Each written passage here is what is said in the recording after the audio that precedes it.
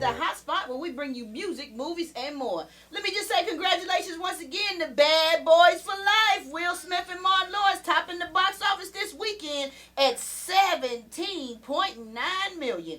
Yes, indeed, y'all. Yes, and it's still growing. And this year's Super Bowl weekend is up to 85 million, or up 13%. Over last year's worst weekend in 19 years. So, moving on, let's get into this whole hip-hop spot thing. Kanye West, he speaks on the evils of the music industry during his service at Vush Church in Miami over the weekend. He discussed some of the evils of music, revealing that there are some recording contracts that prohibits artists from saying the name Jesus.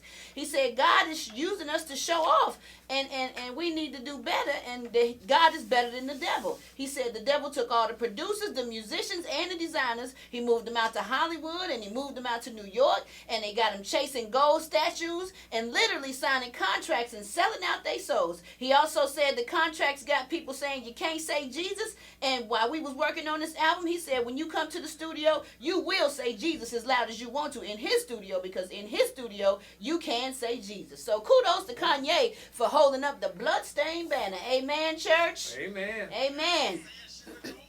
What? Okay. When I'm in need, she take my money. When I'm in need, I gotta leave.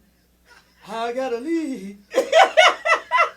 All right, moving on, y'all. What's beef? I didn't never expect it between these two, but Lil Wayne done dissed Drake and said he would decapitate him on the record. That's right. He beefing with his top protege, Aubrey Drake Graham, y'all. That's right, because you know Lil Wayne is promoting his new album that just came out, Funeral, which came out a few days ago, and he went on Drink Champs, or the Noriega's podcast, and he said in the interview, he said, listen, Nori said, even if Drake was your artist, you know, and he send you a record, you gonna take his head off and completely stone faced, because you know you're gonna Drink Champs and you get totally wasted and just tell all your business. And Wayne nodded his head and said, yep, absolutely. Okay, he was laughing, but he was dead serious. He said, all day, any day, I'm letting him know whatever he's saying, make sure your mom and them don't be listening to this record, because it's on and popping. So there it is. That's gonna be a good beef, because both of them are great lyricists. And Lil Wayne, I don't play with Lil Wayne. Lil Wayne is like one of my top 5.